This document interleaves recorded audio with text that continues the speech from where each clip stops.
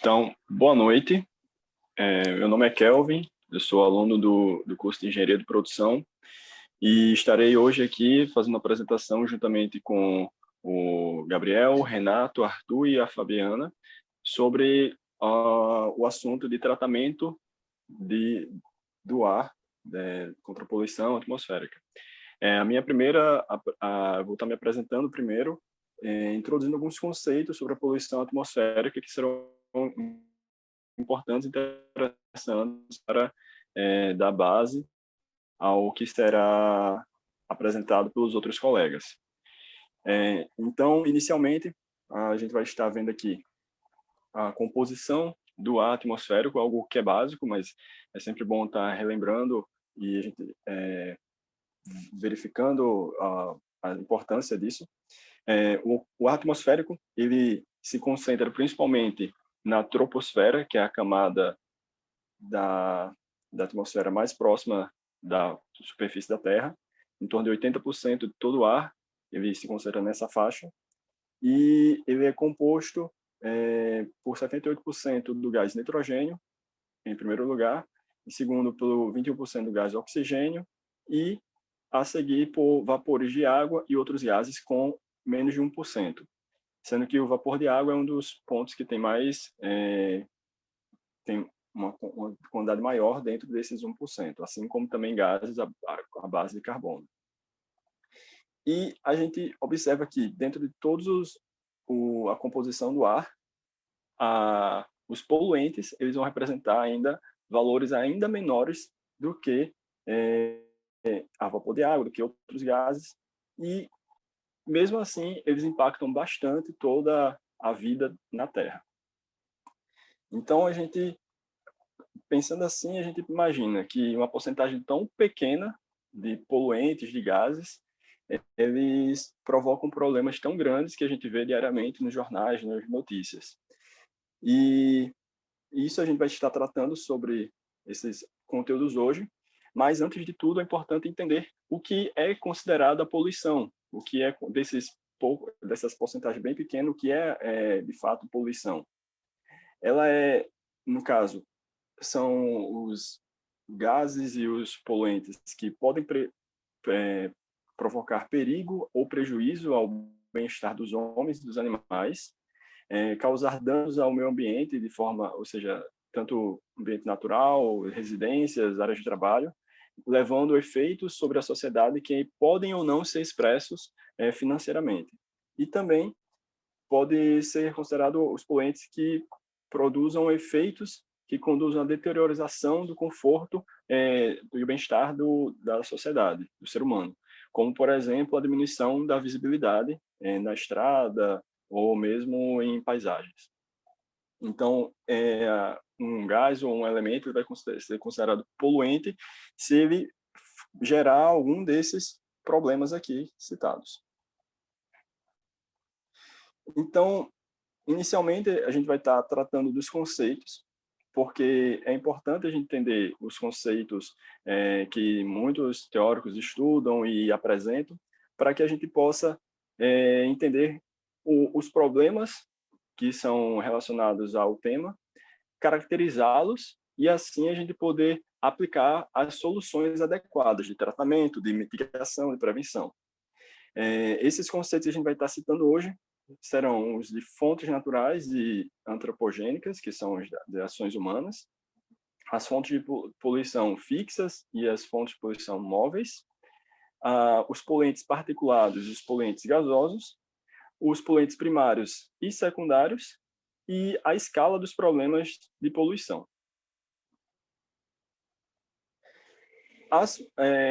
Em relação às fontes de poluição, a gente, como estava citando, tem as fontes naturais e antropogênicas.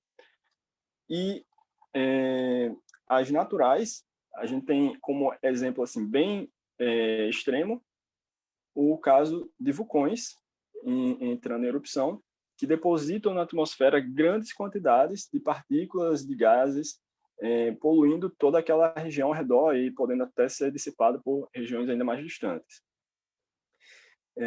Dentro de uma única erupção como essa, é possível ser emitido mais poluentes do que em vários anos de ações humanas. A gente é muitas vezes acostumado a pensar que o ser humano é o maior poluente na Terra, na questão na parte do ar, mas naturalmente temos esse exemplo dos vulcões como um dos maiores poluentes da atmosfera. Mas também tem outros tipos de poluição naturais que muitas vezes não são muito abordados, como, por exemplo, as partículas que são carreadas pelos ventos, por tempestades, formando, por exemplo, aqui uma tempestade de areia em um lugar mais inóspito, assim como também tem outros mais simples, como em plantas e animais, os pólens das flores, e também os aerosóis dos oceanos, que emergem dos oceanos. Então, tem várias fontes de poluição natural que muitas vezes a gente desconhece, mas que obedecem o ciclo da natureza e ela consegue se manter sustentável mesmo com esses tipos de poluição. Aí a gente entra nas ações humanas, onde temos a divisão de fontes de poluição fixas e móveis.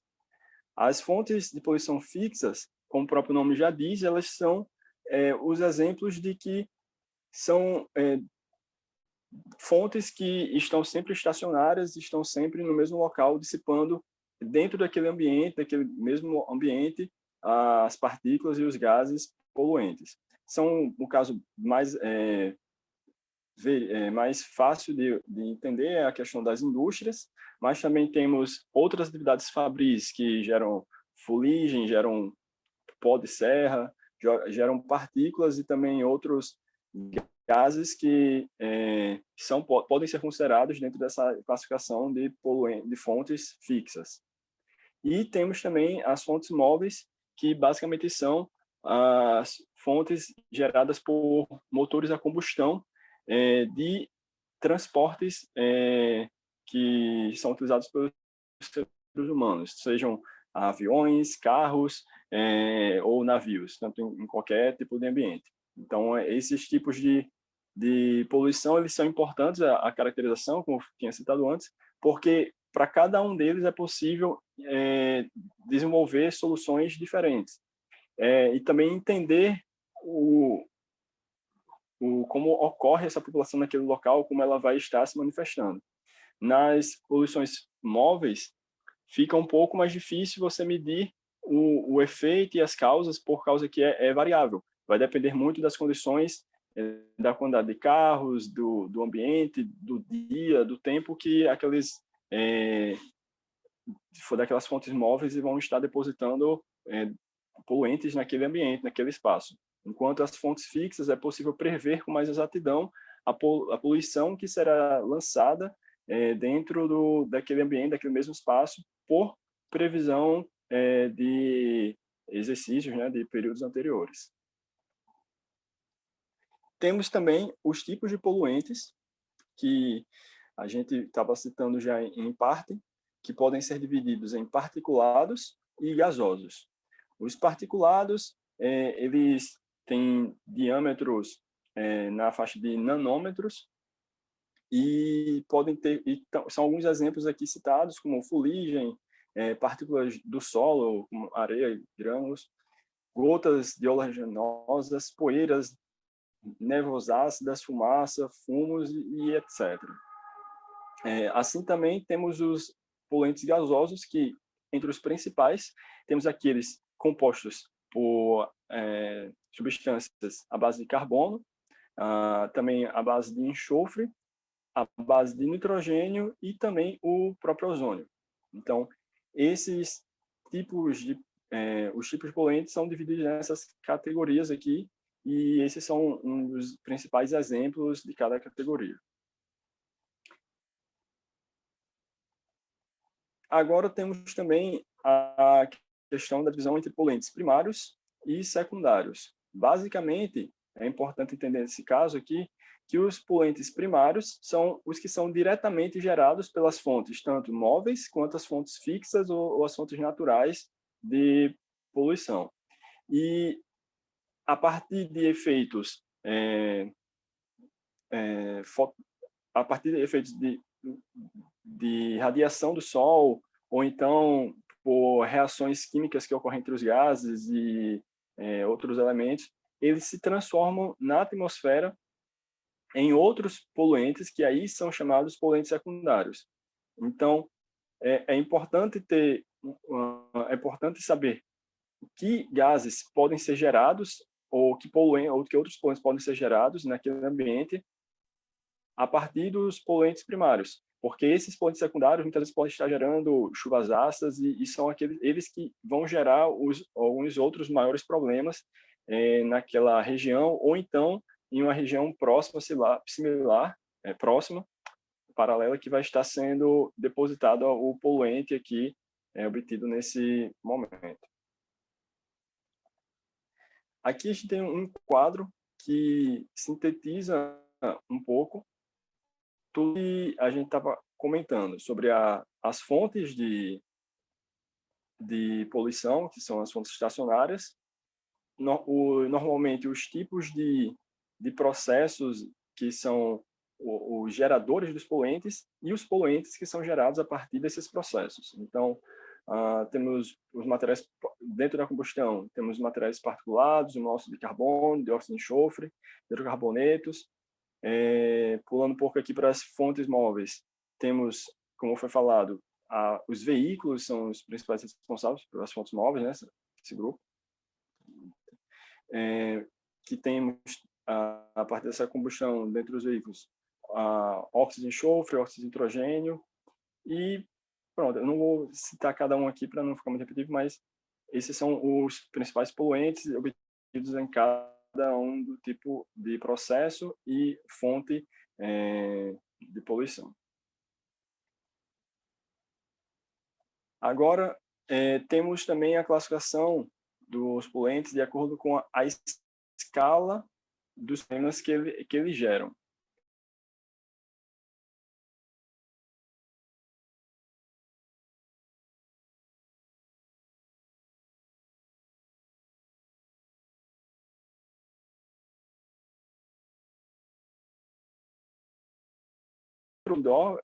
É bem simples de entender, aquilo que é dentro de uma casa, de um comércio, dentro de uma indústria. Então, é aquela poluição onde vai ser adquirido equipamentos que purifiquem o ar dentro daquele ambiente para que evite o mal-estar ou então doenças ou problemas respiratórios ou maiores ainda para aquelas pessoas que estão dentro do local lá onde está se emitindo diretamente a poluição.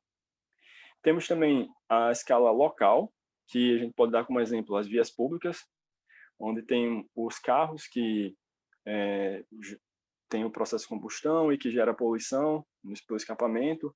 Também pode ser considerado aqui, por exemplo, uma estação de tratamento de esgoto, que localmente muitas vezes emite certos odores, certos gases que prejudicam localmente as pessoas ao redor, como temos aqui até em Natal, o caso da estação do Baldo, onde nas residências da redondeza tem um desconforto devido aos gases que são gerados. Temos também a escala de problema urbano, que atende, no caso, aí, as regiões metropolitanas, regiões urbanizadas, que são a poluição que é gerada tanto pelo acúmulo, pela junção dos pontos que já foram citados, de carros, de estações de tratamentos, de próprio lixo, de outras formas de vapores que são geradas nas ruas e devido a outros fatores dentro das cidades e que causam problemas específicos para dentro das cidades e que podem ser mitigados através de políticas públicas, políticas específicas, de formas coletivas. De maneira geral, de maneira regional, temos também os problemas que são classificados assim, que eles são gerados em zonas não poluídas. São gerados a partir de um local e essa poluição é transferida para regiões que não têm uma fonte de fato de poluição. uma fonte de fato de poluição naquele ambiente. Temos também a escala continental, que seria o exemplo de, por exemplo, uma usina de nuclear, uma usina à base de carvão que gera gases para a atmosfera pela ação do vento, ela é transferida de um país a outro. Já aconteceu muitos casos assim na Europa e muitas medidas tiveram que ser tomadas para que mitigassem esses problemas. E também temos as escalas de problema a nível global, que a gente pode citar aqui, como é bem evidente, o efeito estufa, que é algo que os gases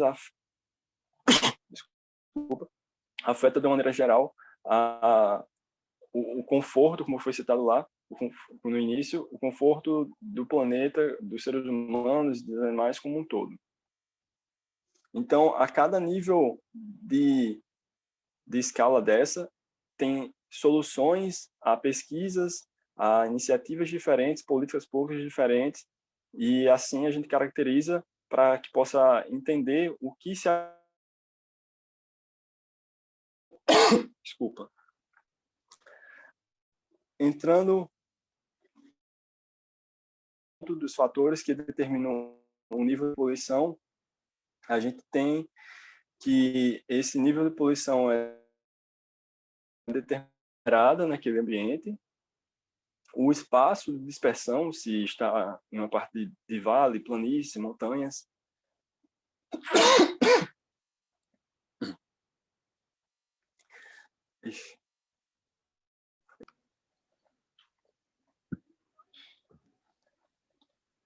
Ok. E os fatores também geológicos. Então, esses fatores determinam o nível de poluição. Pode ter uma região que tenha muita quantidade de elementos e poluentes liberados, mas que ela consegue se restabelecer mais facilmente do que um ambiente que está fechado entre montanhas e assim não há uma grande circulação de vento e nem chuvas que possam estar limpando a atmosfera naquele ambiente, naquele local. Então, tudo isso influencia nas medidas que devem ser tomadas para evitar os problemas maiores à população e o meio ambiente na região. E trazendo aqui, finalizando aqui a apresentação, trazendo um gráfico mostrando o impacto do ser humano na poluição atmosférica, mostrando aqui a quantidade de dióxido de carbono emitida nos últimos milhares de anos, e que desde aqui no final, aqui no período mais recente da existência humana, houve uma elevação do nível de emissão do dióxido de carbono, que nas pesquisas é justificada pela industrialização, pelos processos industriais que vêm crescendo a cada ano. Então, mesmo tendo lá, ele tinha tirado a frente da casa todinha para pagar do extra, quando a gente pedir para tirar um negócio, aí eles não posso tirar porque eu tenho problema. Aí eu fico assim, olha, fez isso aqui, aí pronto. Aí ficou então, esse gráfico aqui, que é 2013 pela NASA, apresenta esse dado alarmante. Mas eu ia pedir, aqui no último ponto aqui, eu queria mostrar outro gráfico que mostra a emissão anual de gases de efeito estufa, no caso, principalmente o CO2, entre os anos 1850 e 2016. Aqui, pegando um print do terceiro ano, né, da medição, temos aqui os Estados Unidos, Reino Unido, os países europeus aqui e alguns países asiáticos, da Oceania, entre os principais poluidores. Mas dar um espaço aqui para a gente ver esse gráfico, deixa eu mostrar, ele se manifestando.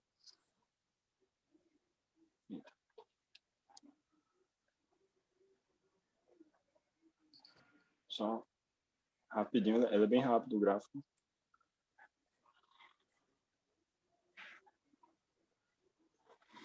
os Estados Unidos, desde a medição, sempre se manteve em primeiro, mas com uma quantidade aqui pequena, chegando a 1.000 em 1988. Então, sempre teve uma mudança aqui no 10º país.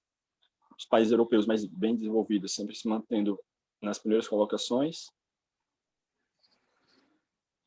Observem também a China, que está em 200.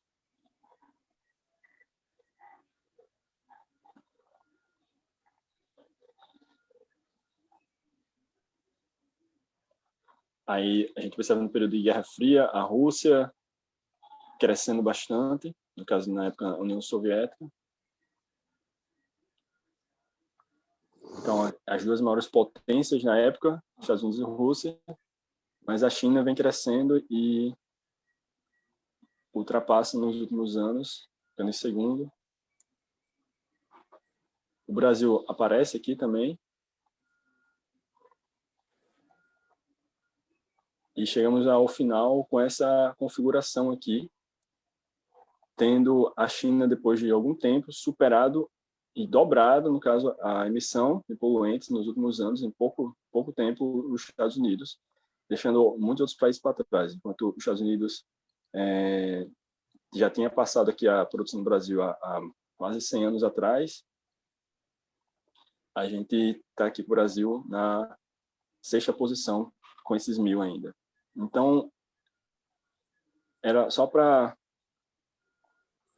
finalizar esse ponto aqui, querer trazer o quão vem crescendo a poluição anualmente, e no caso aqui, visualizando apenas o CO2, que é o grande causador do efeito estufa, e que várias medidas estão sendo tomadas e que a gente vai estar visualizando aqui alguns outros tópicos nessa noite sobre o tratamento do ar. Então, era isso que eu queria apresentar, que era a fonte do grafo. E obrigado. Obrigado, Kelvin. Tá, boa noite, gente. Meu nome é Fabiana, eu faço engenharia de produção na UFRN e hoje eu vou estar falando um pouquinho com vocês aqui na turma de gestão ambiental sobre a legislação e padrões de qualidade do ar, certo?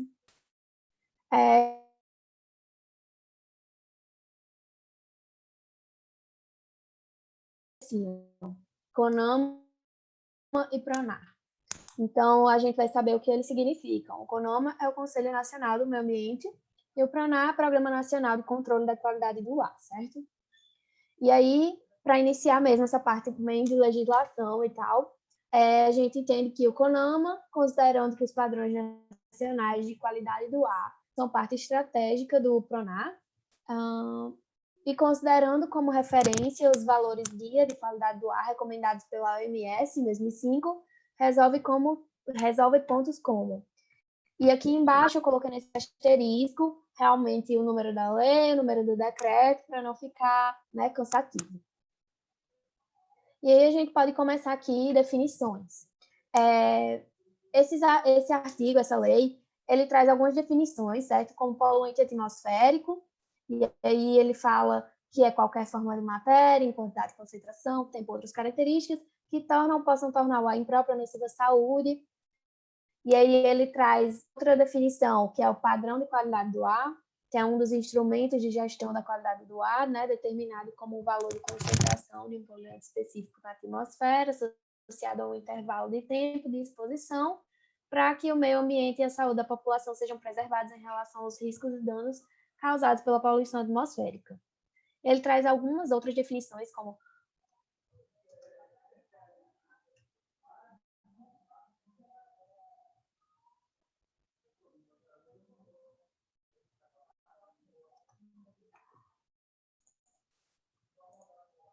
padrões de qualidade do ar intermediários, que são os padrões estabelecidos como valores temporários a serem cumpridos em etapas, o padrão de qualidade do ar final, que são os valores guia definidos pela Organização Mundial de Saúde, né, OMS, O episódio crítico de poluição do ar, que é a situação caracterizada pela presença de altas concentrações de poluentes na atmosfera em curto período de tempo, resultando da ocorrência de condições meteorológicas desfavoráveis à dispersão dos membros. E planos de ação de controle de emissões atmosféricas, né, que é um documento realmente observando as estratégias estabelecidas no PRONAR. E aí temos também sobre material particulado, sobre partículas estatais em suspensão, índice de qualidade do ar. E aqui é muito importante essa parte de índice de qualidade do ar, porque realmente é o valor utilizado para fins de comunicação e informação à população que relaciona as concentrações dos poluentes monitorados aos possíveis efeitos adversos à saúde, né? Então, realmente é uma das definições mais importantes. Vai começar agora, a gente vai falar um pouco sobre alguns artigos. Só que, para não... É legislação, né? Então, é um negócio bem grande, que fica um pouco cansativo. Então, eu coloquei tudo aqui, todas as partes importantes dos artigos e tal, mas eu vou passar realmente para as partes que eu considerei mais importantes, as partes do artigo que são mais... que a gente consegue entender melhor, certo? Mas está tudo aí, caso queiram ver depois, para tirar um print, para pedir o slide, só falar.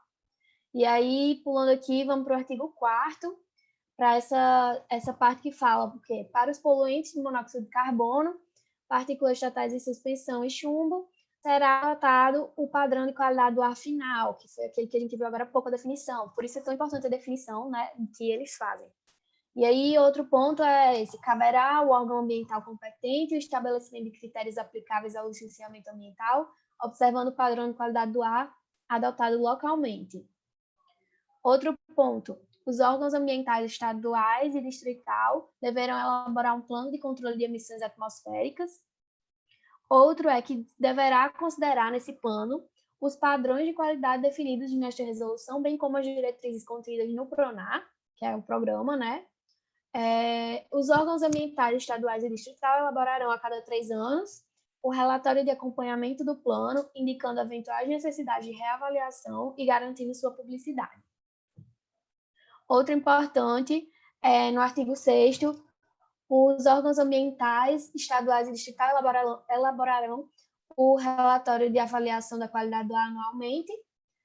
No artigo 7º, o Ministério do Ambiente deverá consolidar as informações disponibilizadas pelos órgãos ambientais estaduais e distrital referentes ao plano de controle de emissões atmosféricas e relatório de avaliação da qualidade do ar e apresentá-las ao CONAMA, certo? E de forma a subsidiar a discussão sobre a adoção dos padrões de qualidade do ar subsequentes. Então, a gente vê que realmente essas publicações, de cada estado, de cada distrito, é muito importante para que a gente consiga ver o geral, né, do nosso país e realmente entender quais são os padrões que a gente deve ter. No artigo 9º, né, tem o Ministério do Meio Ambiente elaborará o relatório anual de acompanhamento e o apresentará na última reunião ordinária do CONAMA. Temos que os órgãos ambientais estaduais e distrital deverão elaborar, com base nos níveis de atenção, de alerta e de emergência, um plano para episódios críticos de poluição do ar a ser submetido à autoridade competente do Estado, no Distrito Federal, visando medidas preventivas com o objetivo de evitar graves e eminentes riscos à saúde da população. Temos também que os níveis de atenção, alerta e emergência, que se referem ao artigo 10, serão declarados quando prevê-se a manutenção das emissões, bem como as condições meteorológicas desfavoráveis à dispersão dos poluentes nas 24 horas subsequentes, foi excedida uma ou mais das condições específicas no anexo 3, especificadas no anexo 3, que é um ponto. Esses anexos a gente vai ver em seguida, para não ficar mais extenso também, eu coloquei um link para ver os anexos, certo? E aí, passando, temos aqui que o Ministério do Meio Ambiente e os órgãos ambientais estaduais e distrital deverão divulgar, né, essas partes de monitoramento. Temos também que os órgãos vão ter que divulgar o índice de qualidade do ar, certo? E aí os anexos que falam nesses artigos estão todos dispostos nesse link, certo? Para justamente, são links com anexos, são bem tabelas, realmente, bem números. Então, realmente, para quem se interessar em ver o ponto mesmo de cada uma das leis, de cada um dos artigos, né? E aí, trazendo para uma parte mais palpável, né? sem ser tanto de legislação, tanto de leis, mas trazendo isso na visão do Brasil. Então, esse PRONAR, que é o Programa Nacional de Controle da Qualidade do Ar, foi criado há 30 anos. Ele prevê que todos os estados devem ter sistemas de monitoramento e alerta para a poluição do ar. O problema é que, no Brasil, só 6 estados e o Distrito Federal que possuem isso. E só 2 desses 6 estados, que são São Paulo e Espírito Santo, disponibilizam em tempo real as informações sobre a quantidade de poluentes no ar que se respira, que dificulta muito realmente a gente entender tantos outros lugares. São muitos estados para apenas 6 estarem tendo esse monitoramento, né? E aí eu quis trazer aqui também parte do RN, né? Que é o nosso estado ainda não possui monitoramento da qualidade do ar, mas a gestão atual informa que essa é uma das suas metas. Isso será feito através de um convênio com o Instituto Senai de Inovação em Energias Renováveis, que conta com um corpo técnico e a estrutura para desempenhar a atividade. É importante lembrar que também, mesmo com o aumento da poluição no nosso estado, na nossa cidade, devido ao aumento de veículos, por exemplo, o estado é muito beneficiado pelo vento que vem do mar em direção à terra, porque ele renova o ar respirado pela população potiguar, né? Então, realmente o RN, mesmo com tanta poluição, por vezes a gente se beneficia desse ar que vem do mar para a terra, né? E aí, afunilando mais em Natal, para trazer mais para nossa realidade, né? Teve 2 anos de pesquisa, certo? E o estudo que levantou dados sobre a qualidade do ar na capital potiguar constatou que, embora haja ilhas de poluição, o ar de Natal tem atingido 20% a 30% do limite máximo de poluentes, o que significa que é um ar saudável, de acordo com o pesquisador Francisco Laerte de Castro. Aqui eu trouxe alguns mapas, certo? Que eu estava procurando mesmo quando eu me deparei com o site, que mais tarde eu vou dizer o link também, porque quem se interessar, achei muito interessante mesmo. Aqui a gente vê São Caetano do Sul, São Paulo, Brasil. E ele mostra esse nível de poluição do ar, né? Então, ele fala que São Caetano é não saudável para grupos sensíveis, por exemplo. No momento que eu tirei esse print, tinha sido atualizado há 39 minutos. Então, realmente, é uma coisa que, assim que eles podem, eles atualizam. Certo? Isso aqui é no estado de São Paulo. Aqui é uma parte dos Estados Unidos, certo? Que foi a que eu achei com esse número 0. Se eu não me engano, é uma propriedade, é como se fosse uma propriedade. E aí, tá uma qualidade boa. Então, o índice lá tá 0, certo? Já tinha sido atualizado há 5 minutos. Isso tudo foi hoje de manhã, eu tirei esses prints. Aqui já uma discrepância, né? Eu trouxe no México, tem essa parte aí que tá 406, que realmente é o nível máximo que eles botam lá, que é o perigoso, né? Pode ver ali embaixo, tem começa no verdinho, e aí amarelo, laranja, rosa, roxo, e esse mais vinho, que é realmente o perigoso. Tá 406 nessa parte do México. Quando você clica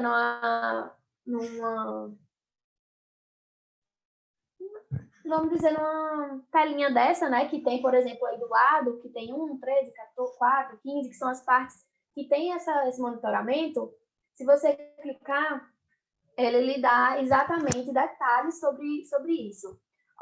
Eu cliquei nesse de Laranjeiras, Espírito Santo, e aí tem aí boa, e aí tem, de acordo com os horários, tem o ozônio, tem o monóxido de carbono, temperatura, até umidade tem, certo? É bem interessante. Aqui é uma visão mundial, certo? Uma visão assim do mapa mundi, a gente referenciando essa questão da qualidade do ar, certo? E a gente vê, né, que no Brasil, por exemplo, é muito pouco monitorado. Pode ver aqui, tem pouquíssimos, né? Aqui, por exemplo, a gente vê muito rosa e roxo, né? O que indica uma alta concentração de poluentes. Aqui também. E aí, o que a gente percebe com esse mapa mundi? Enquanto o monitoramento da qualidade do ar está aumentando, a falta de dados sobre a qualidade do ar em grandes partes do mundo apresenta um problema sério, pois o que não é medido não pode ser gerenciado. Isso é uma coisa que a gente fala muito, até na própria engenharia de produção, né? O que não é medido não pode ser gerenciado. E aí estima-se que as áreas que não possuem informações sobre a qualidade do ar têm uma das poluições atmosféricas mais graves do mundo. Então, se a gente fizer uma média, né, a gente meio que tá ocultando a verdade sobre isso. Porque, na verdade, muitas áreas, como a África, ele fala aí, atualmente a África, um continente de 1,3 bilhão de pessoas, possui menos de 100 estações de monitoramento. Então, realmente vai estar omitindo a realidade, né? Quando a gente faz uma média, imaginários da qualidade do ar em tempo real levam os cidadãos e governos a tomar melhores decisões que melhorarão a vida de milhares de milhões de pessoas nas próximas décadas. Por isso que é tão importante, né? Acrescentou o Reis. E aqui, importante, a poluição do ar continua a representar uma das maiores ameaças da saúde humana, com 90% da população mundial respirando ar abaixo de níveis seguros. E aí, para Frank Hahn, CEO da IQAE, enquanto o novo coronavírus está dominando as manchetes internacionais, um assassino silencioso está contribuindo para quase 7 milhões de mortes a mais por ano. A poluição do ar. Por meio da compilação e visualização de dados de milhares de estações de monitoramento da qualidade do ar, o Relatório Mundial da Qualidade do Ar de 2019 dá novo contexto à principal ameaça à saúde ambiental do mundo. E aí, esse é o site que eu falei, que é onde a gente pode estar olhando todos aqueles pontos que eu mostrei nos mapas, certo? E analisando realmente cada ponto que a gente consegue ver que é monitorado. E era isto sobre essa parte de padronização, de legislação. Eu quis trazer muito para a parte também palpável, né, de pensar no Brasil, pensar no Rio Grande do Norte, Natal, mas era isto. Muito obrigada, pessoal. Boa noite. Estudante de CIT, mas vou entrar em engenharia de produção. Era para mim ter entrado agora semestre passado, mas como a pandemia, só vou entrar próximo ano agora. E eu vou falar um pouco dos efeitos da poluição do ar. Bem, considera-se poluente qualquer substância presente no ar que, pela sua concentração, possa torná-lo impróprio, nocivo ou ofensivo à saúde, causando inconveniente ao bem-estar público, danos aos materiais, à fauna e à flora. Os efeitos da poluição atmosférica são numerosos e diversos, estendendo-se dos toxicológicos aos econômicos. Materiais, animais, vegetais e pessoas podem ser indiscriminadamente afetados pelos efeitos de poluentes, diretamente ou indiretamente. O primeiro fenômeno que eu vou falar é a inversão térmica, que é um fenômeno atmosférico muito comum nos grandes centros urbanos industrializados, sobretudo naqueles localizados em áreas cercadas por serras ou montanhas. Esse processo ocorre quando o ar frio mais denso é impedido de circular por uma camada de ar quente menos densa, provocando uma alteração na temperatura. Aqui na esquerda a gente vê quando tem um fluxo normal, o ar quente, por ser menos denso, ele vai subir. Esse ar frio que está em cima, ele vai descer com a incidência dos raios solares. Ele vai esquentar e depois vai subir e vai manter esse ciclo, levando todos os poluentes que estão na superfície para a atmosfera. Já na inversão térmica, esse ciclo não ocorre, pois geralmente ela ocorre no período de inverno, onde não há muita incidência solar. Então, o ar frio ele fica preso aqui, ele é mais denso, ele fica preso embaixo dessa massa de ar quente. E como ele não recebe os raios solares, ele não esquenta e não sobe. Então, ele fica juntando todas as substâncias poluentes, né, emitidas pela queima de combustíveis fósseis, pela indústria, pelos veículos automotores, etc. Todos os poluentes eles se concentram e acaba formando aquela fumaça cinzenta que está no slide anterior, essa fumaça cinzenta aqui. É muito comum ver nos grandes centros urbanos. Aqui no Brasil é comum ver em São Paulo. Ocorre principalmente em cidades que estão cercadas por serras, porque como não tem esse ciclo do ar, o ar fica preso ele não circula verticalmente nem horizontalmente. Outro problema também é a chuva ácida, que é um fenômeno atmosférico que ocorre especialmente em países com elevado nível de industrialização. Consiste na precipitação com elevada acidez, ou seja, a chuva possui uma grande concentração de ácidos. Normalmente, toda chuva ela vai ser um pouco ácida, porém, nos centros urbanos, com a emissão de poluentes, essa acidez acaba aumentando muito e gerando sérios problemas. Aqui nessa imagem, a gente pode ver como funciona a chuva ácida. Os gases são liberados aqui na atmosfera, são transportados para cima pelo vento. Esses gases vão se combinar com gotículas de água para formar ácidos, por exemplo, o dióxido de enxofre, acho que o óxido de nitrogênio. Eles vão formar ácido sulfúrico e ácido nítrico, são ácidos extremamente fortes, né? E com a chuva, eles vão retornar para a superfície.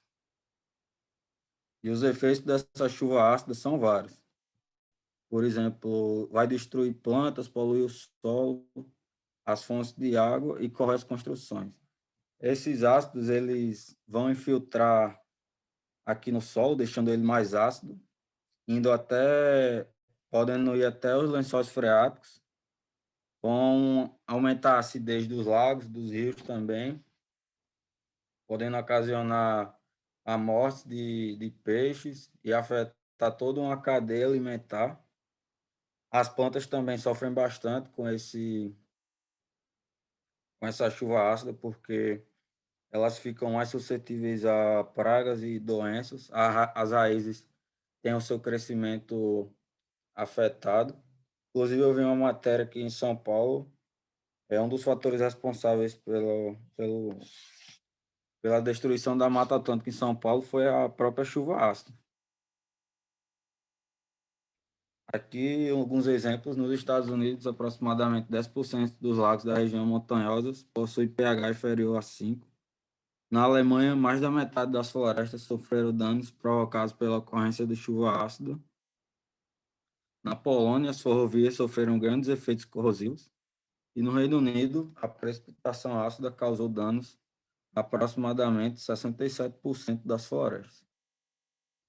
Aqui está um exemplo de desgaste em estátuas.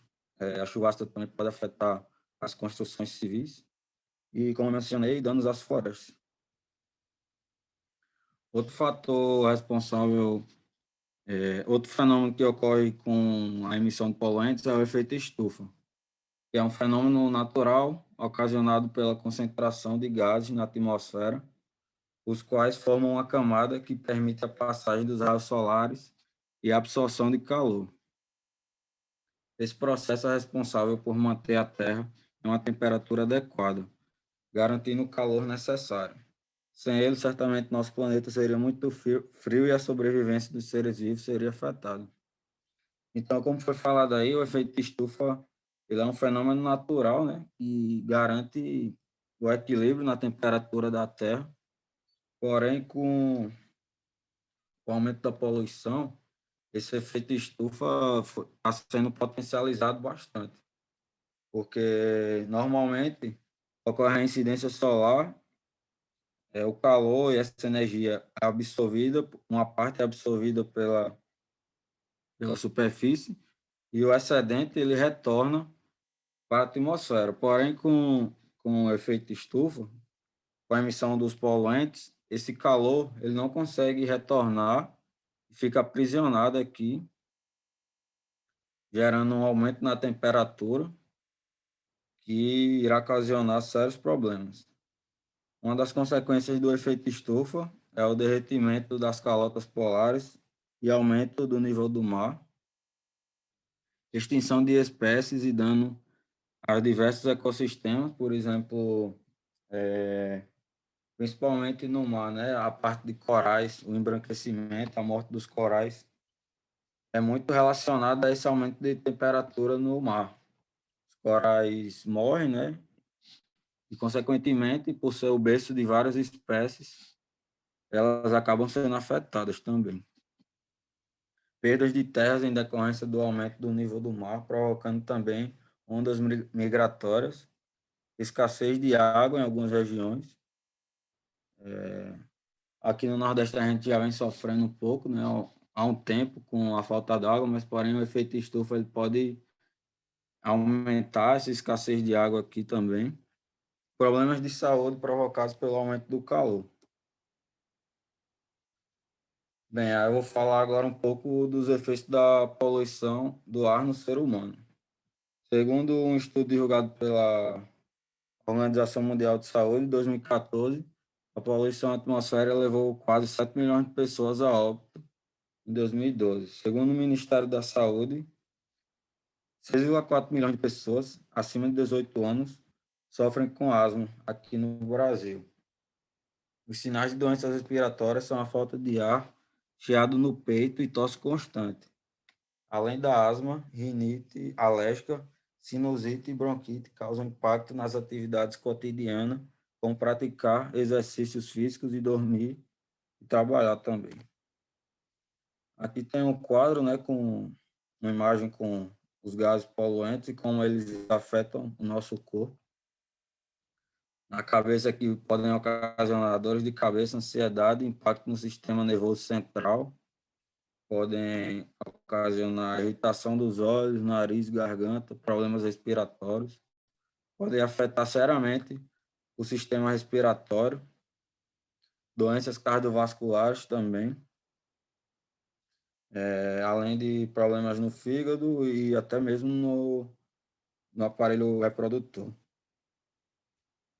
Então, era basicamente isso que eu ia falar. Obrigado. Sou estudante de engenharia mecânica. E quando o professor falou sobre tecnologia de tratamento de ar, existe uma vertente muito forte na engenharia mecânica, né? Que é o sistema de refrigeração. Sistema de refrigeração, e então eu quis tentar pegar algo relacionado à minha área com engenharia de produção, né? Que é a parte de planejamento, de operação e de controle, que no caso eu pude deduzir que manutenção e controle está total relacionado à saúde. Vocês vão entender como. Então, eu vou falar sobre o PMOC, né, que é uma vertente da qualidade do ar. Então, primeiramente, tá dando para entendendo bem aí, né, professor?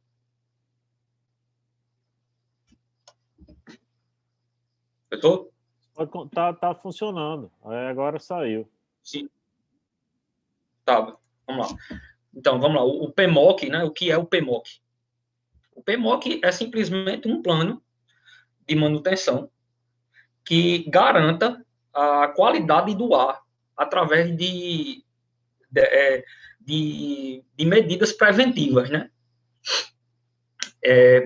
Que garanta que não haja bactéria, né? E todo mundo sabe que a gente está passando por uma pandemia e é de extrema importância ter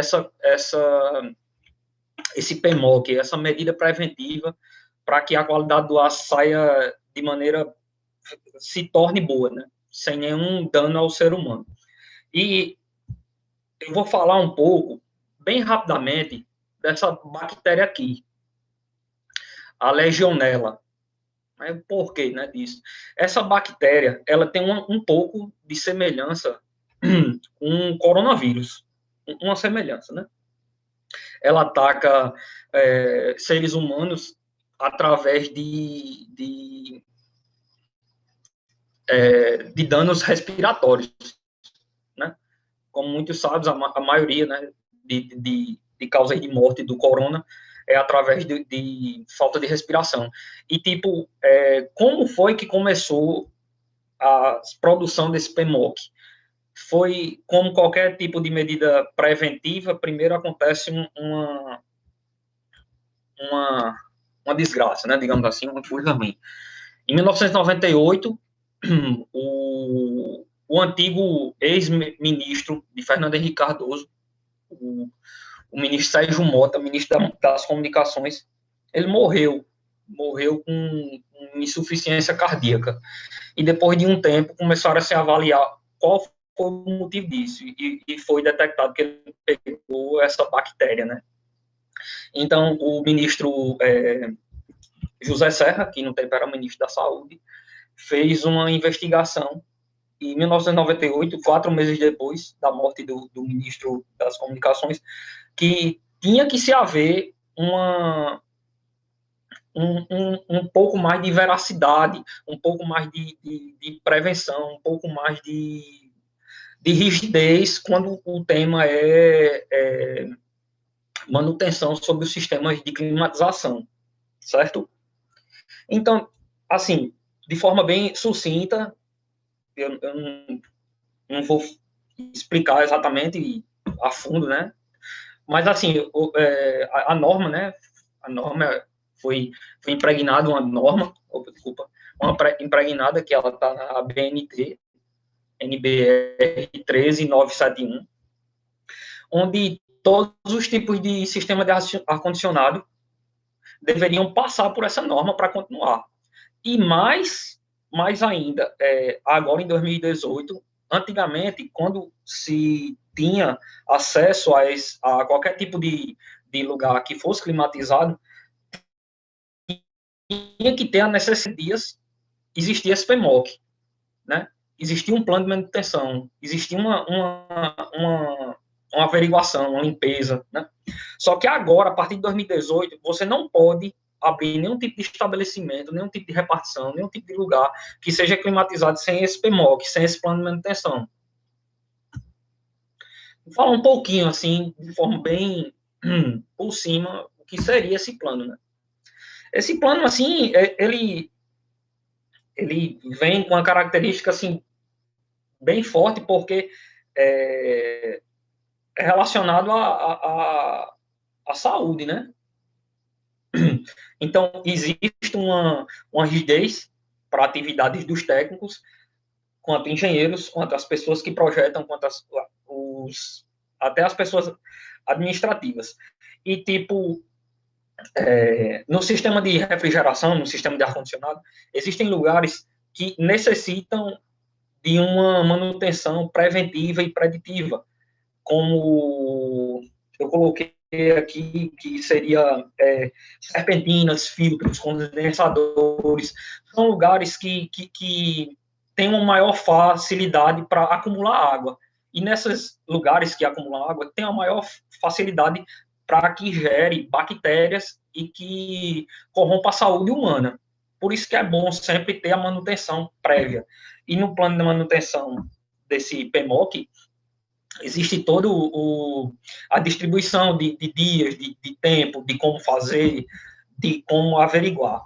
E uma coisa que eu achei muito interessante também é que a utilização para fazer a limpeza mesmo de produtos biodegradáveis, que tem que ser registrado pelo Ministério da Saúde. E outra coisa, quem faz essa questão de averiguação não é uma empresa terceirizada, não é nada, é o Ministério da Saúde mesmo. É o Ministério da Saúde que faz, é a vigilância sanitária mesmo, que faz essa averiguação para ver se o PMOC está sendo em dia, está sendo oferecido, porque, querendo ou não, é algo que promove um bem social muito grande, né? Eu botei até em vermelho aqui que o prazo, né, mas que esse prazo não existe mais. Isso aí foi até 2018. Agora, você entrou no estabelecimento, você necessita desse plano de manutenção, certo? Vamos falar um pouquinho das vantagens.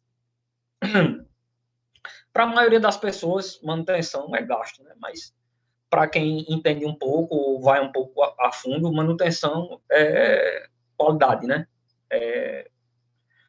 Investimento, né? E quando a gente faz a manutenção num sistema desse, a gente melhora a vida útil do equipamento, certo? A gente diminui o consumo de energia, certo? A gente aumenta a vida útil dele também. O ar, consequentemente, vai ficar mais puro e a qualidade de vida vai ficar bem mais pura, né? Então, meu trabalho, professor, era só isso. Eu tentei explicar e espero que o senhor Tá entendido. Pronto, pessoal. Primeiramente, boa noite. Sou Gabriel Marinho, aluno do curso de Engenharia de Produção, discente da turma de Gestão Ambiental do docente Júlio Rezende, e estou aqui para apresentar um pouco das tecnologias para a manutenção da qualidade do ar. E aí, dando início, né, à apresentação, eu venho com essa matéria da empresa EcoQuest, que é a Bahia conta com especialistas em soluções para o tratamento do ar ambiente. Tudo já foi falado aqui sobre a Constituição do Ar, sobre PMOC, sobre as legislações. E aí essa matéria aqui de 12 de julho de 2018, ela trouxe aqui soluções inovadoras, né, que são patenteadas pela NASA e com eficiência comprovada pelo IPT, né, que é o Instituto de Pesquisas Tecnológicas. E qual é essa tecnologia que essa empresa traz? Eu fiz várias pesquisas e aí ela traz essa tecnologia de ionização radiocatalítica, IRC, ou seja, é um tipo de descontaminação microbiológica. Essa tecnologia, né, como a própria empresa fala, são tecnologias ativas que ela acontecem de fato emitindo oxidantes naturais e ecológicos no ar. Ou seja, esses oxidantes são baseados principalmente, né, no peróxido de hidrogênio, e aí eles são capazes de destruir vários poluentes químicos, biológicos e gasosos, ou seja, esses poluentes que trazem risco para a saúde humana. Eu trouxe aqui algumas aplicações, né, que, por exemplo, são em construções ou reformas. Basicamente, são tipo ventiladores que utilizam essa tecnologia IRC. Várias construções, né, campos de construção, eles emitem muitos poluentes, emitem muita poeira, e aí trazendo risco à saúde dos trabalhadores. Então, com essa solução dessa empresa, esse tipo de solução, ela traz essa descontaminação e esse tratamento do ar. E aí, esse outro tipo de equipamento que está aqui embaixo, ele também emite a mesma solução, né? E aí, ele, como a gente pode ver aqui, reduz odores, a fumaça visível e populações microbianas do ar de superfícies, comumente encontradas no ambiente comercial e industrial, ou seja, shopping centers, pode ser utilizado também esse produto menor aqui, o PA25, em residências, enfim, comércios pequenos, tudo isso utilizando a mesma tecnologia que eu já falei aqui, que é a de ionização radiocatalítica. Lá na frente, a gente vai ver basicamente um vídeo apresentado pela empresa de como funciona essa tecnologia. E aí, trazendo um pouco de... deixa eu só diminuir aqui, pronto. Trazendo um pouco dessa parte de ar-condicionado, né? De conforto térmico, bastante utilizado em vários ambientes, tanto o ambiente residencial quanto comercial, parte de ar-condicionado. E aí eles trazem também, né, a solução para a descontaminação das serpentinas, onde passa o ar que vai, de fato, fazer a troca com o ar ambiente, né, seja de shoppings, seja de comércios, enfim. E aí como é que funciona, né? Ele fala que a solução garante a descontaminação dos aparelhos de ar-condicionados, essa irradiação ultravioleta germicida, né, e UVG, ou seja, ela elimina os germes por meio da luz UV, né, ultravioleta, instalada na serpentina. Basicamente, temos um exemplo aqui, né, que é da luz sendo emitida aqui nas serpentinas do ar-condicionado. Então, essa luz ela vai eliminar os germes, né, que passam por essas tubulações. Então, pode ser considerada uma tecnologia ecoeficiente, né, que não vai emitir soluções que vão degradar o meio ambiente. E aí, pegando um pouco do que Arthur falou sobre o PMOC, né, que é o Plano de Manutenção, Operação e Controle, né, da parte de ar-condicionado, temos vários estabelecimentos que utilizam esses grandes dutos, essas grandes caixas que passam o ar, e aí, para esses sistemas de climatização, a gente tem alguns procedimentos, né? Que é, por exemplo, a higienização desses dutos por escovação mecânica robotizada a seco, ou seja, basicamente são robôs que fazem toda a escovação interna dos dutos sem que precise usar, como é que se diz, soluções que vão contaminar ou possam vir a contaminar o ambiente onde esteja sendo respirado aquele ar pelas pessoas, né? Então, antigamente não tinha essa tecnologia, né? E aí eram utilizados outros tipos de soluções que acabavam que poderiam vir a causar problemas de saúde futuramente. E aí também tem a utilização de coletores de alta vazão equipados com filtros absolutos HEPA ou EPA, né? E aí tem uma foto aqui simulando esse filtro, né? Exemplificando. Basicamente, os filtros absolutos, eles retêm todo aquelas impurezas e aqueles micro-organismos, bactérias e vírus que possam vir a causar os danos à saúde. Porém, junto com o PMOC, né, tem que ser muito bem fiscalizado e muito bem feita a manutenção. E aí, tudo isso associado à aspiração mecânica, né, com aspiradores de alta capacidade de sucção, ou seja, também equipados com filtros absolutos EPA. Basicamente, em sistemas de climatização, temos essas tecnologias que são utilizadas, podem ser utilizadas junto com outros ventiladores, com outros exaustores, mas aqui eu quis trazer um pouco de tecnologias diferentes do que a gente já conhece. E aí, aqui é um vídeo, né, da empresa, né, que ela demonstra basicamente a solução pelo IRC. Eu vou dar o play aqui, se vocês conseguirem assistir, vai ser massa, mas eu vou disponibilizar também lá no grupo. Tem o áudio também, mas eu posso tirar. E aí, aqui ele acionou o botão que vai emitir um gás, né, ou seja, uma fumaça, um incenso, uma fumaça de cigarro. E aí, a gente vai ver que logo depois, quando ele apertar o segundo botão, onde vai emitir a ionização radiocatalítica, vai basicamente desaparecer toda essa fumaça, né? A gente vai estar simulando como se fosse um ambiente fechado, né? E aí ele vai acionar agora o segundo botão, que é para emitir essa solução. A gente vai ver que toda essa fumaça aí ela vai ser basicamente filtrada, né?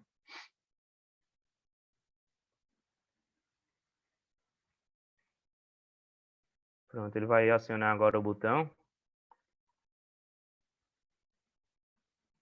E a gente vê que dá até para ver quem está filmando, né? Porque toda a fumaça basicamente ela foi filtrada pela solução da empresa, né? Tá aqui a logomarca EcoCast. E aí, em 30 de outubro de 2020, ou seja, mais ou menos um mês atrás, a gente vê a matéria, né? Comprovada a eficácia da ionização radiocatalítica contra o SARS-CoV-2, ou seja, essa solução, né, que a empresa traz, ela foi comprovada, né? Tá aqui a matéria, também vou disponibilizar lá, contra o vírus causador da COVID, né? Então, basicamente, com todos os estudos, né? Foi demonstrado que a ionização radiocatalítica é capaz de inativar 98% da carga viral do SARS-CoV-2 presente no ar em pouco mais de 3 horas. Então, a gente vê como uma importante solução, né? Para o que a gente está vivendo hoje. Basicamente, os estudos começou lá, basicamente no início da pandemia, mas como todo estudo demorado, eu acredito que foi até bem rápido, saiu já a eficácia. E aí ele fala que, em comparação com as tecnologias de filtro convencionais, que absorvem as partículas para acumuladas em um tecido, ou seja, esses filtros mais convencionais que a gente utiliza, a tecnologia IRC ela destrói os vírus, bactérias e demais contaminantes de forma natural e sem deixar resíduos prejudiciais, ou seja, às vezes, algumas soluções utilizadas, elas deixam esses resíduos, né? Uma delas era bastante utilizada, que eu vou falar um pouco mais à frente. E aí, nesse sentido, a ionização radiocatalítica, ela se mostra como uma das ferramentas mais completas no combate ao coronavírus. Então, isso, de fato, deixa uma extrema vantagem nessa tecnologia da empresa. E eu vou falar um pouco agora sobre a descontaminação do ar com ozônio. Não é ozonioterapia é outra coisa. Isso aqui basicamente é usando o ozônio como oxidante, né, antioxidante.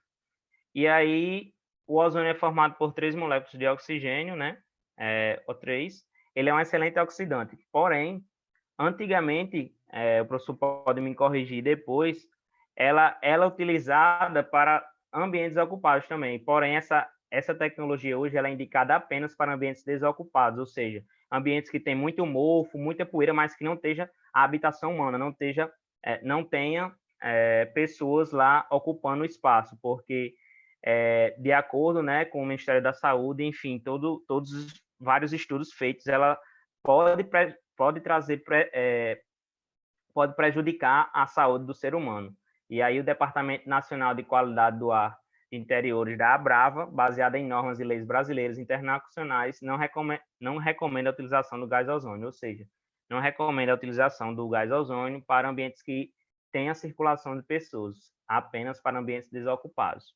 E aí o professor, no final da apresentação, ele pode me corrigir em relação a isso. E era isso, obrigado com essa foto aí, né, que para a gente melhorar tanto o nosso meio ambiente quanto a qualidade do ar que a gente respira, plante sempre uma sementinha que vai nascer uma árvore e o nosso meio ambiente vai ser bem melhor. Era isso, professor. Então, vou estar falando sobre a questão de algumas tecnologias de tratamento do ar, aí complementando. Aqui tem um vídeo do Senai, que depois eu vou estar compartilhando com vocês aí, ou a gente pode estar assistindo agora, um momentinho. Um momentinho, rapidinho. Então, assim, a importância da ventilação, né? Então, alguns objetivos da ventilação aí, manutenção da saúde e segurança do homem, conservação de materiais e equipamentos, refrigeração ou aquecimento do ar, restabelecimento das condições atmosféricas alteradas pela presença do homem, que a gente tem um exemplo da ventilação natural, né? Que isso é um outro tópico que a gente vai estar falando também sobre como é que, de repente, a ventilação natural ela pode ser importante para garantir uma boa qualidade do ar de ambientes internos, né? Tá certo? Então, aqui nós temos alguns exemplos de ventiladores, né? Assim, podem ser utilizados nas empresas, o axial, o centrífugo, né? Também a ventilação geral diluidora, né? Ela é importante para a proteção da saúde do trabalhador, segurança, conforto e eficiência, né? Proteção de materiais e equipamentos. Os sistemas de ar-condicionado, né? Que foi falado um pouco aí, a importância do que aí o PMOC ele vem ajudar para o adequado funcionamento aí dos ar-condicionados aí, né? Então, você tem condicionadores do tipo self-contained, né? Geralmente eles têm uma torre de resfriamento na área externa, tá certo? E aí você tem uma que chamam também cassete, né? O tipo ar-condicionado cassete, que ele geralmente fica no teto, e aí ele tem a torre de resfriamento fica na área externa, né? Tem também aí o sistema de água gelada também para gerar esse resfriamento do ambiente interno. Geralmente tem uma torre de resfriamento, né? E aí nós temos vários tipos de ar-condicionado também, né? Que vai estar permitindo a boa qualidade do ar interno, né? Então, como o ar-condicionado de janela, o split cassete, que era o que eu estava falando, né? Que agora que estava naquele exemplo lá, o multi-split também, quando você usa vários aparelhos split e de repente um único condensador para vários splits aí, né, também. Um outro portátil, né, que tem lojas de eletrodomésticos. Um outro que é esse VRF, né, também só um instante, e também o compacto, né, que ele é o self-container, né, é uma unidade de tratamento de ar com serpentinas, né, de resfriamento, né, que tem algumas lojas e alguns shoppings, né. Outros tipos, Fancol, a central de água gelada, né, então você tem aí muitas vezes sendo utilizado em ar-condicionado também, né, e aqui um exemplo aqui de uma representação de uma torre de resfriamento, né. Alguns componentes aí, a questão dos filtros de ar, os ventiladores, a bandeja de água de condensação, serpentina, gabinete, sala de máquinas, rede de dutos, né? Então, são vários componentes aí desse sistema de ventilação, né, de ar-condicionado que pode estar sendo usado. E também as tomadas de ar, né, que ficam nas paredes, que geram essa conexão aí com o ambiente interno, né? Certo? Então, assim, existe uma espécie de um protocolo para a verificação do sistema de ar-condicionado, que estaria vendo a questão do PMOC, né, o Plano de Manutenção de Operação e Controle, o ART, a planta do sistema de ar-condicionado, análise da qualidade do ar climatizado. Então, seriam algumas análises aí, né, que poderiam estar sendo feitas, uma inspeção visual também do ar-condicionado, né, então, esse material eu vou estar compartilhando com vocês aí, né? E aí a gente tem a ventilação diluidora e a exaustora, né? A ventilação exaustora, ela tem como objetivo a proteção do seu trabalhador, né, a sua segurança, e consiste na exaustão do ar junto à fonte de produção de um poluente nocivo à saúde, antes de sua dispersão na atmosfera ambiente, né?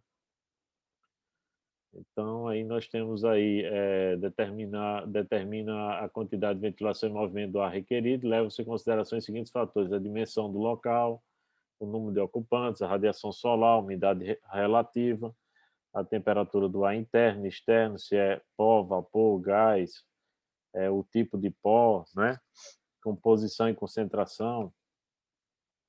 E aí a gente tem um exemplo de um sistema de ventilação local exaustora. Você tem, por exemplo, numa cozinha, por exemplo, você vai ter a coifa, né, que vai estar gerando essa coifa aqui, então o ar ele é drenado a partir de um ventilador que vai demandar esses gases que estão, de repente, no ambiente interno e que depois ele vai passar por um sistema de controle, né? Esse sistema de controle ele pode estar, dependendo do tipo de ambiente, ele pode estar conectado a uma tubulação que vai para ventiladores, né? Então isso é um sistema mais completo, né? Então você tem coifa, que é o captor, sistema de tubulação, equipamento de controle, ventilador, né? Então alguns tipos de captores, né? Você tem captores externos, cabines, enclausuramento com exaustão, né? Aqui tem uma representação do enclausuramento com exaustão. Você tem uma fonte de geração de poluição do ar, né? Por exemplo, você pode imaginar de repente uma máquina de corte de madeira, uma serra. E aí essa serra, então ela pode estar de repente dentro de uma área fechada, com algumas flechas para a entrada do ar, e aí a exaustão gerando a questão da coleta desse material particulado, que ele estaria se ele não tivesse enclausurado aqui, de repente um pó de um processo de uma serra, né, que está cortando madeira, esse pó ele seria todo se espalharia no ambiente, né, sujando o ambiente e também sendo respirado, né, trazendo problemas para a saúde do trabalhador aí, né? Então, aqui tem um exemplo de uma cabine, né? Então aqui essa cabine, então muitas vezes você tem, às vezes, alguns elementos que eles têm um cheiro muito forte que pode gerar mal-estar, contaminação do trabalhador. Então essas cabines elas fazem a coleta desse ar contaminado, né, por partícula, nesse material particulado aí, tá?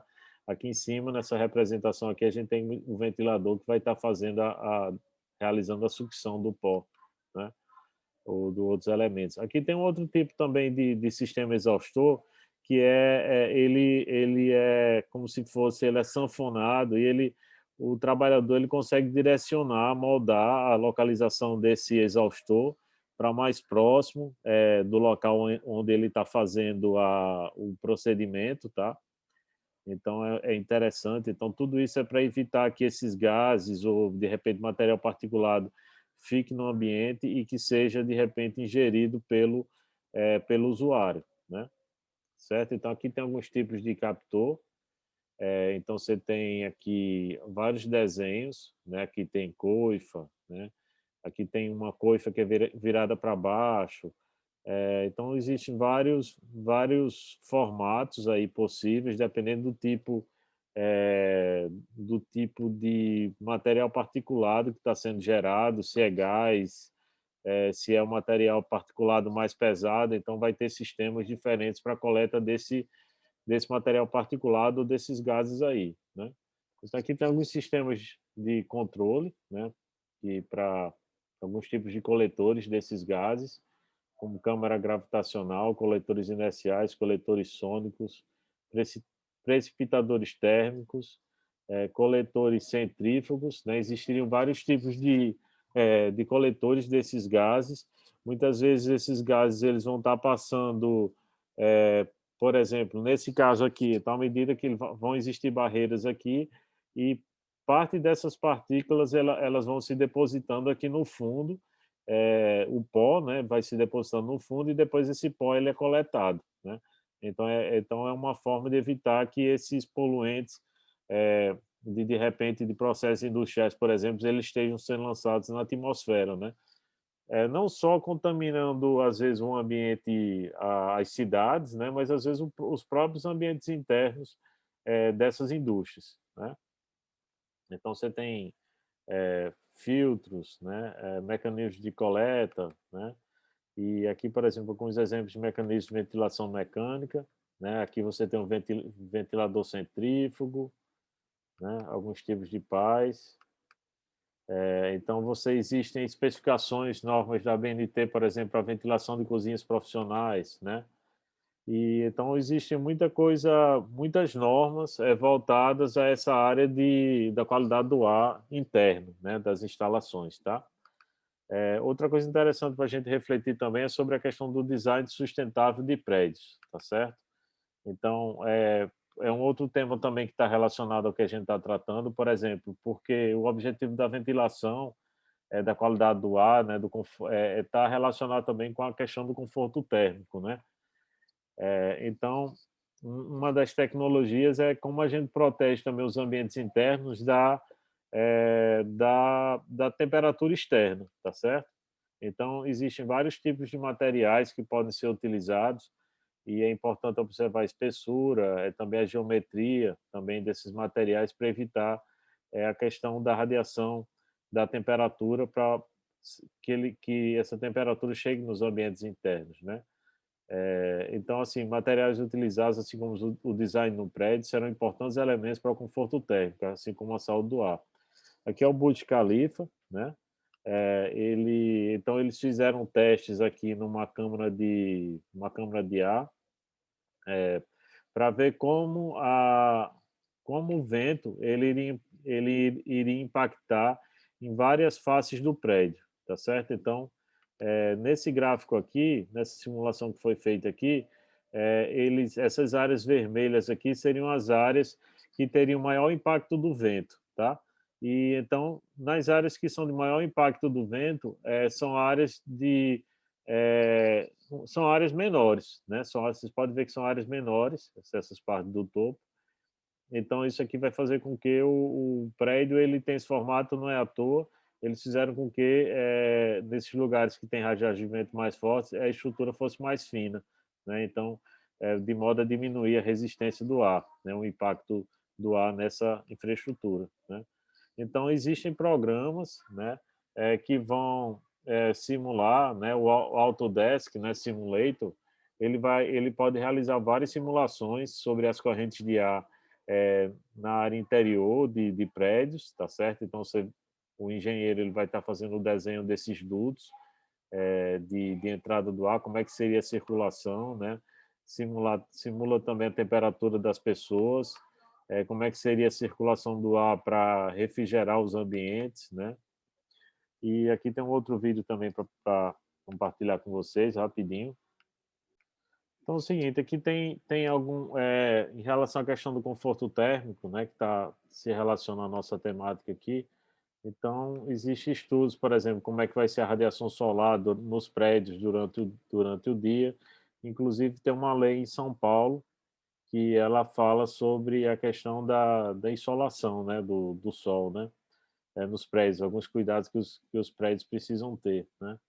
Existem diferentes, dependendo da região do planeta, né? Se você está no Trópico de Capricórnio, como é o nosso caso aqui, próximo também ao Equador aqui, né? A gente está próximo ao Equador. Então, dependendo da posição também do planeta Terra, existem diferentes configurações, né? Para a construção de habitações, né? Então, uma pergunta: por que construímos prédios? Para trazer o mínimo de conforto, a questão da qualidade do ar, mas não apenas a qualidade do ar, a questão de barulho, boas condições térmicas, visuais, segurança, abrigo e atender necessidades pessoais, né? Então, nessa figura aqui, é possível ver vários tipos de telhados em diferentes lugares do mundo. Vocês vejam que nos lugares mais frios, vocês têm telhados mais pontiagudos, tá? Por conta para evitar o acúmulo de neve, tá? Em alguns lugares aqui no norte da Europa. Então, assim, você tem históricos de habitações em vários lugares do mundo, né? Buscando proporcionar a questão do conforto térmico. Aqui uma casa que ela possui um átrio, né? Para permitir a ventilação em áreas internas, né? Aqui, por exemplo, uma figura de um prédio assim no hemisfério norte aí, que você tem, por exemplo, durante o verão você tem as copas das árvores protegendo o prédio da radiação solar, e durante o inverno esse prédio ele fica sem, as árvores ficam sem as folhas, e acaba que o sol vai ajudar a aquecer o prédio, né? Para trazer conforto térmico, né? Então as árvores elas têm um elemento de equilíbrio aqui da temperatura, né? Então é muito importante observar também, para a questão da qualidade do ar, aspectos do design dos prédios, né? Casas também, prédios com mais baixo consumo de energia, novos materiais e técnicas de isolamento, novos materiais de construção, tá certo? E aí teriam várias iniciativas que poderiam ser feitas, como o uso de áreas sombreadas, aberturas, né, isolamento térmico nas paredes, né, resfriamento evaporativo, ventilação seletiva, né?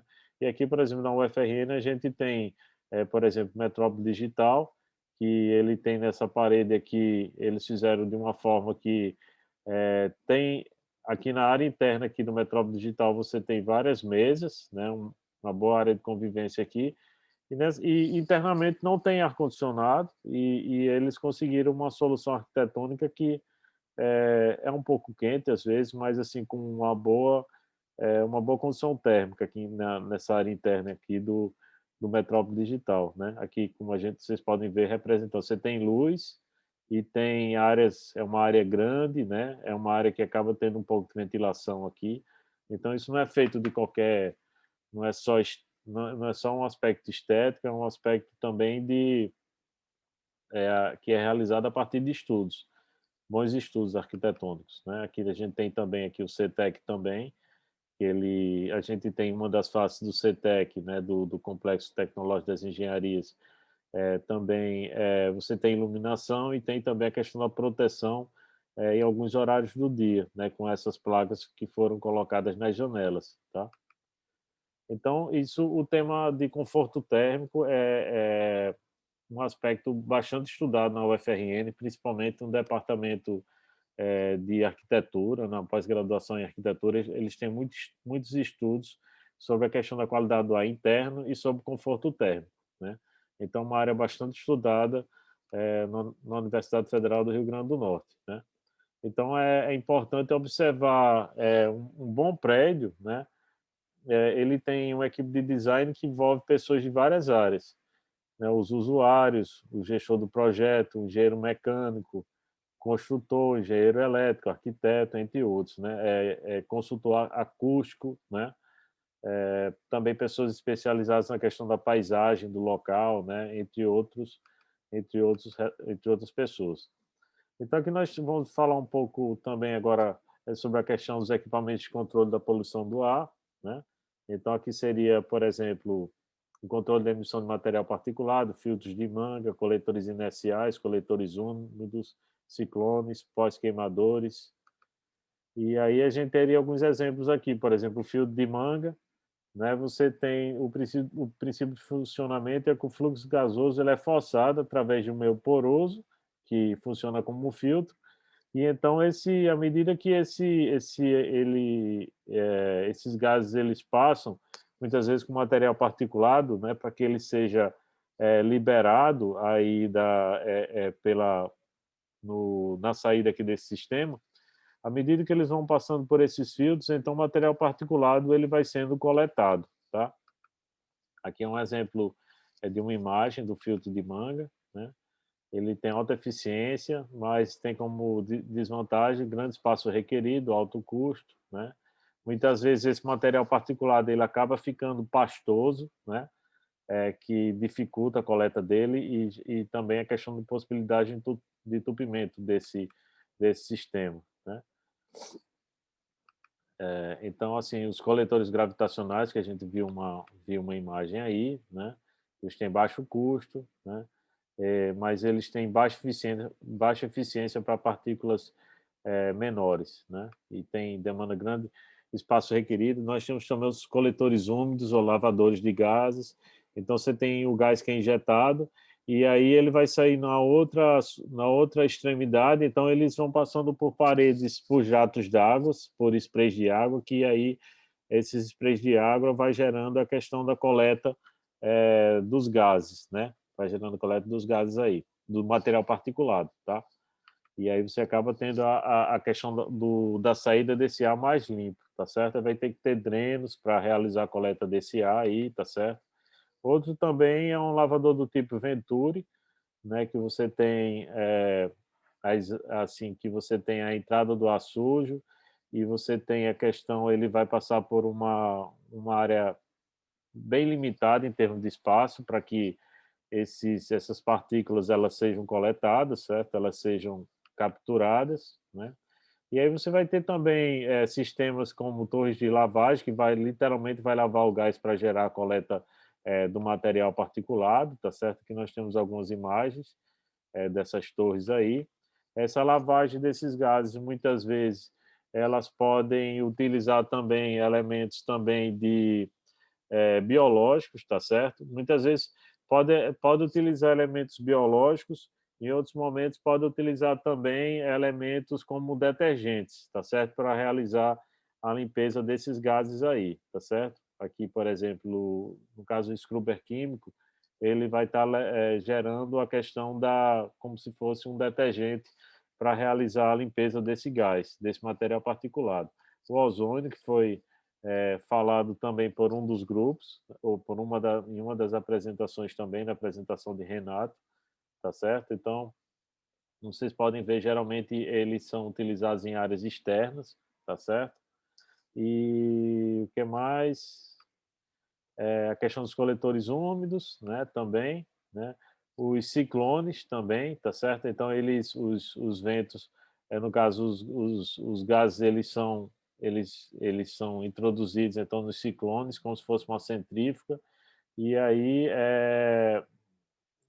no caso ele baseia na ação de força centrífuga que age sobre as partículas carregadas pelo fluxo de gás, empurrando-as nas direções das paredes e retirando-as do fluxo gasoso. Então as partículas vão batendo na parede aqui do ciclone e acaba gerando a deposição no fundo do ciclone. Depois esse pó ele vai ser coletado, tá certo? Vai ficar como um pó, como é possível ver nessa representação aqui, tá certo? Ó, então embaixo já tem um caminhão, ó, ele vai sendo esses gases aqui, no caso ele tem um filtro de manga aqui, tem um ciclone, né? E aí e tem um veículo já embaixo aqui para fazer a coleta desse resíduo, né? Desse resíduo que está sendo desse material particulado que está sendo coletado aqui, né? Então eles têm os ciclones, eles têm a vantagem de ter baixo custo, baixa perda de carga, resistência à corrosão e temperatura, simplicidade de projeto de manutenção, e aí também como desvantagem baixa eficiência para partículas menores, excessivo desgaste por abrasão, possibilidade de entupimento, né? E tem também, dependendo do gás, você pode ter queimadores também, né? Por exemplo, então na área de petróleo e gás, você tem o gás natural, que muitas vezes ele é queimado para evitar que esse gás natural ele contamine a atmosfera, né?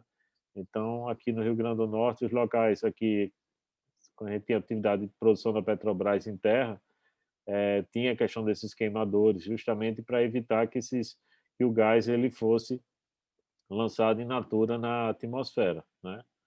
Ele pode, uma vantagem é que ele pode ser utilizado, esses queimadores, para gerar energia, tá? Essa energia ser reutilizada no processo industrial, e também a desvantagem, o custo operacional elevado, né? E também outro é a questão dos precipitadores eletrostáticos.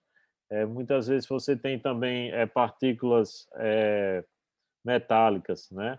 Elas podem também estar utilizando também esse tipo dos precipitadores eletrostáticos para gerar a coleta desse material, né? Sistemas biológicos, né? Que a gente falou um pouco aí também, e também lodo ativado, né? Seria um outro tipo aí que poderia estar sendo utilizado, também carvão ativado. E então teriam várias possibilidades de sistemas, né, tecnologias de tratamento do ar, né, que poderiam estar sendo utilizados dependendo do tipo de contaminante, né, dependendo do tipo de elemento que vai poluir o ar. Então, existe uma preocupação, então, em relação, quando a gente fala tecnologia de tratamento do ar, a gente está falando dos ambientes internos. Então, a gente, quando fala de ambientes internos, a gente está falando também da saúde do trabalhador também, porque se você tiver ambientes internos contaminados, com ar que não tem uma qualidade adequada, então esse trabalhador ele vai adoecer, tá certo? Então, a importância da qualidade do ar interno, né? E aí, só lembrando também, outros procedimentos também complementares, que seriam em relação ao ambiente interno, relacionado também a procedimentos do tipo 5S, né, ou housekeeping, né, que seria você, dependendo do tipo de ambiente, se você mantém uma limpeza mais permanente, né, dos ambientes, você vai evitar também que materiais particulares que estariam sendo depositados no chão, eles sejam levados pelo vento, né, nas áreas internas, e as pessoas acabem respirando esse material particulado e adoecendo, né? Então, por exemplo, um bom exemplo são as empresas da área de construção civil, né, quando estão realizando os prédios, aquelas empresas que possuem a ISO 14001, como a Moura do B, eles têm muito cuidado com isso.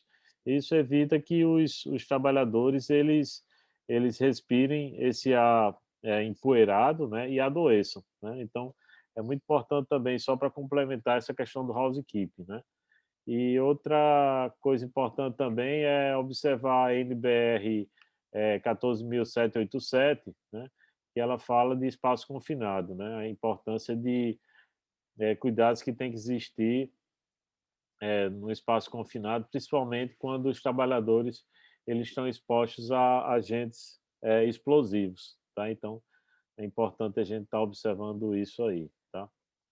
Então, pessoal, com isso eu encerro a minha apresentação. Então, obrigado.